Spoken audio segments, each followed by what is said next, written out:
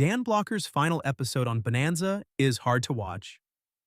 I didn't expect an old Western episode to hit like this. I mean, Bonanza was supposed to be comforting, predictable, familiar, but knowing what was happening behind the scenes, it feels completely different. And honestly, it's hard to ignore. If you've ever watched Bonanza, you know Hoss Cartwright. Big presence, gentle energy, the kind of character that made everything feel balanced. That was Dan Blocker. And here's the thing that got me. When you go back and watch his later episodes now, there's this quiet weight to them. Nothing obvious, no dramatic signs, just a feeling that something isn't the same. At least that's how it felt to me, because behind the scenes, his health wasn't what people thought.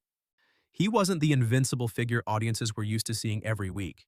There were real issues building up, the kind that don't always show on camera, and that contrast is what makes it so hard to watch now.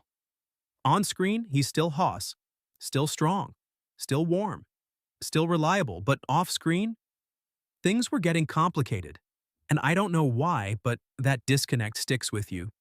Like you're watching someone give their all without realizing how limited that time actually was.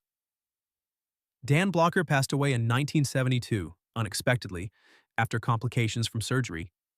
And when I first read that, I paused, because nothing about his on-screen presence prepares you for that kind of ending.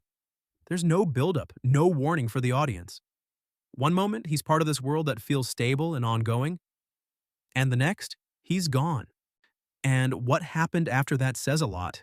Bonanza didn't just continue like nothing happened, they addressed it.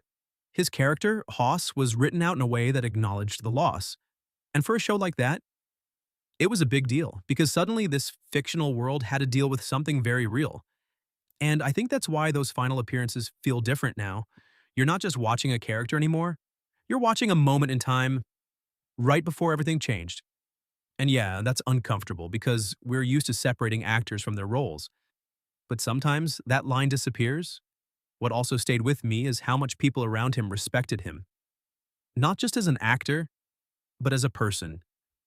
And that kind of presence doesn't just vanish quietly. You feel it, even decades later.